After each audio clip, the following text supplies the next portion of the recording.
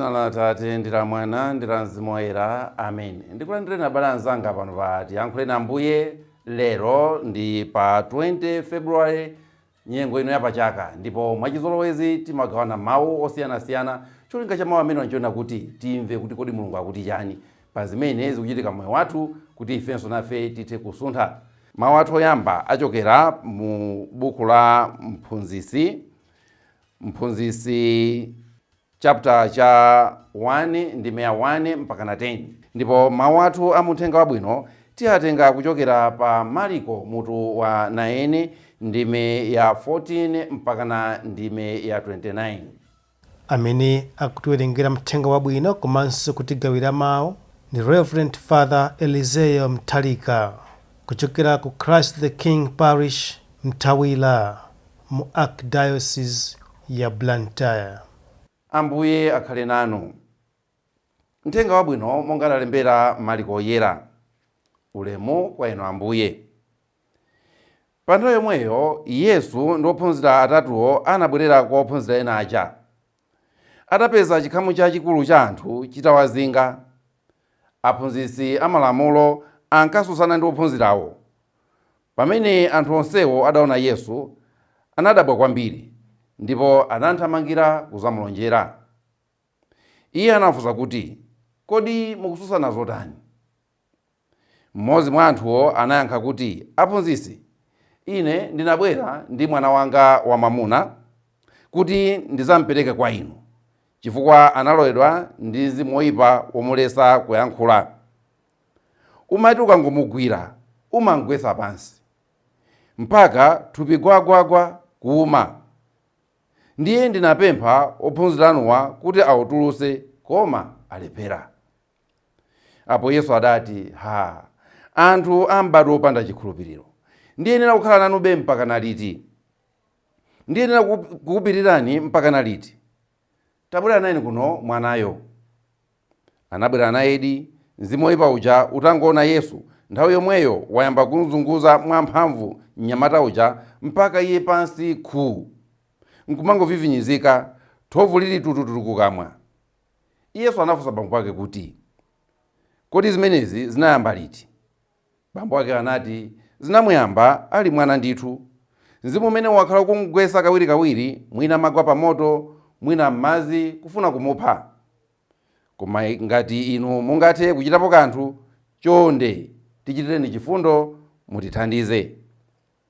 Yesu anati, bwanji mukuti ngati mungathe? Zinthu zonse nzotheka kwa amene ali ndi chikhulupiriro.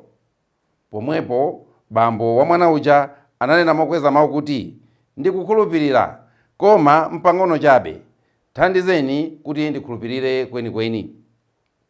Pamene Yesu adaona kuti chikhamu cha anthu chija chayamba kupanikizana, pamenepo anazazira mzimu woyipa uja adati, iwe mzimu woletsa kulankhula ndi kumva, ndikulamula kuti utuluke mwa mwanayo ndipo usadzalowenso mwa iye.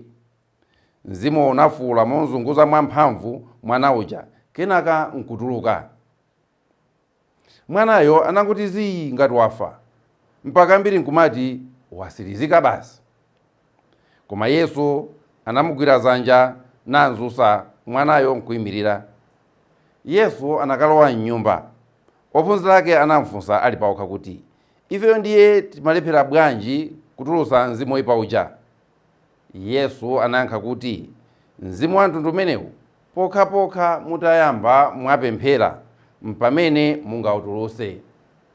Mthenga wa Ambuye. Ulemu kwa inu Ambuye Yesu Khristu. Abale anzanga, kuchokera m'mawu oyambaja ochokera m'buku la Mphunzitsi akukamba za nzeru, kuti nzeru kodi zimachokera kuti, ndipo akukamba kuti zinthu zonse zimayenda bwino ndi nzeru. Inunso mukudziwa zimenezo, kuti munthu amene timanena kuti awa amapanga za nzeru ndiye kuti ndi anthu amene zinthu amazipanga bwino. Ndipo tikuyenera kumazifunsa kuti kodi nzeru zimachokera kuti. Nzeru ndi chinthu chimene umayendesera moyo wako, chinthu chimene umayendesera banja lako, chinthu chimene umayendesera ntchito yako, ngakhale chinthu chimene umayendesera udindo wako. Dziko lapansi, dziko lathu la Malawi, nzeru ndi zimene timasowa ife kuti tiyendese. Mukudziwa inuyo kuti Solomoni anali mfumu ya nzeru, ndipo zonse zimayenda bwino chifukwa kuti amaweruza anthu ndi nzeru. Koma nafunso ndiyena kuti kodi nzeruzo ukazitenga kuti? timanena kuti nzeru nzachibadwa, aliyense anabadwa ndi nzeru, Mulungu amapereka nzeru. Koma mawu athu akunena kuti nzeru zimachokera kwa Mulungu, ndipo aliyense amene akufuna kukhala wa nzeru apite kwa Mulungu akapeze nzeru. Ndafuna kuti kuzera mawu amenewa inu ndine tikhale ngati tachitira umboni komanso taperekapo mbali yathu ku zimene dziko lathu lakhala likunena kuti anthufe tikuyenera kuti tisinthe kaganizidwe. Nthawi yonse ya kampeni atonse amanena kuti tikufuna kuti tikalowa mboma anthu asinthe kaganizidwe.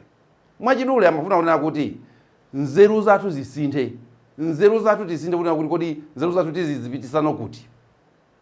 Chifukwa popanda kusintha chimenecho anthufe sitingapite kutali. Ngati ifeyo tisintha maganizidwe, ifeyo sitingapite patali. Kumpingo timayenera kuti tikuyenera kusintha mtima wathu, tikuyenera kutembenuka. Koma pamene mtima ukutembenuka, maganizidwenso amayenera kusintha. Munthu sungangotembenuka mtima okha ndikukhala ndi maganizidwe akale ayi. Nzijambo sanena kuti kumakhala ngati kuti kutenga vinyo watsopano kuyika muzikopa zakale siziyenda. Pamene tikutembenuka mtima tikuyeneranso kutembenuka maganizidwe. Komano pamodzi pamene panasala mponena kuti kodi maganizidwe anyuwaniwo poti tikuti tisinthe maganizidwe tikatenga kuti. Kodi zingakoteka kuti munthu ungozuka uziganiza mwanyuwani? Kodi maganizidwe anyuwaniwo tikatenga kwani? Mawu athu alero akutipasa yankho. Kwa Mulungu ndi kumene kumapezeka maganizidwe anyuwani, ndipo amakhala anyuwani nthawi zonse. Ngati boma lathu lili serious kuti likufuna maganizidwe anyuwani, lilimbikise anthu kupita kwa Mulungu. Ngati inu muli serious kuti mukufuna kuti musinthe maganizidwe pa moyo wanu, Baibulo lanu likhale pafupi. Nthawi zonse muziliwerenga, nthawi zonse muzilisatira. Ngati mufuna kuti mukhale ndi maganizidwe anyuwani, Yesu muzinsatira molongosoka. Monsatira ndi cholinga choona kuti mutole china chake kuchokera kwa Iye. Iniyo mukuona mawu muthenga amene tawerenga aja akukamba za ophunzira Ambuye Yesu amene amansata nthawi zonse, amakhala naye nthawi zonse. Yesu angochoka, anthu akubwera ndi mwanawo wagwidwa ndi mzimu woyipa, ophunzira mmakhala ndi Yesu, tatiye nawo ntchito ndi imeneyi. Mukanayembekezera kuti anthu amene akhala ndi Yesu nthawi yonseyi zisavute kutulutsa mzimu woyipa ngati umene uja. Komatu anali ngati aneneri abala, jijiri kulimbana nawo mzimu uja, tuluka, mzimu usatulukamo. Nthawi yomwe Yesu ndikuzatulukira mwazizizi, anthu aja kudabwanso kunena kuti kodi Yesu yanali kwani? Ndikuwafunsa mukangana chani? Ndiye mwinake wa mwana uja abambo akanena Ambuye, ine ndimabweresa mwana ndipo ndimambweresa kwa inu, suti ndimambweresa kwa awa iya. Ndimambweresa kwa inu kuti mumuchize. Ndiye awana ngati ophunzira anu ndiye tinapasa kuti mwina ayeserereko koma alephera. Yesu akukhumudwa nawo ophunzira ake akuti m'bado wa mtundu chani, m'bado ochepa chikhulupiriro ngati inu. Ndiye akufunsa kuti koma ndikhala nanu mpaka na liti kuti inuyo muziwe kapangidwe ka zinthu ngati zimenezi. Kutanthauza kuti anthu aja kunsata Yesu amansata, koma mwina amangonsata mwachizolowezi, kumangonsata mwakazo, kumangonsata mwa masocials, kumangokhala ngati mmene anthu amasatira zipani m'Malawi muno. Kukabwera msonkhano wa UDF ulikonko, kukabwera msonkhano wa DPP ulikonko, kukabwera msonkhano wa MCP ulikonko. Mkati mwa iweyo mulibe china chilichonse chona kuti ukusatirapo chani pa msonkhano, kupatula kuti ukangosangalala nanga wasowa chochita. M'bado umenewu, m'bado umene umangonsata Ambuye Yesu, mongofuna kuti ungosangalala kuti ukusata Ambuye Yesu, koma alibe naye chidwi chenicheni sangapangiza zikulu. Ngati tikufuna kuti tisinthe maganizidwe, tikungoyenera kupita kwa Ambuye Yesu mwini wake amene atiphunzitse kasinthidwe ka maganizidwe. Ndiye akunena kuti mzimu woyipa ngati umenewu simungauchose pokhapokhapo mutapemphera. Kupemphera ndi kutani? Kupemphera ndi kulumikizana ndi Mulungu. Kusonyeza kuti dziko lathu lifune lisafune, mtundu wathu ufune usafune, inu mufune musafune, ngati mufuna kuti mpange zinthu zona kuti dziko lino likhale mwamtendere, Satana wati kungayi achoke. Tikungoyenera kukhala anthu opemphera. Koma osati kungopemphera pamwamba, koma kupemphera kuja koziwa chimene ukupanga, kupemphera kozama, kulumikizana kwenikweni ndi Mulungu.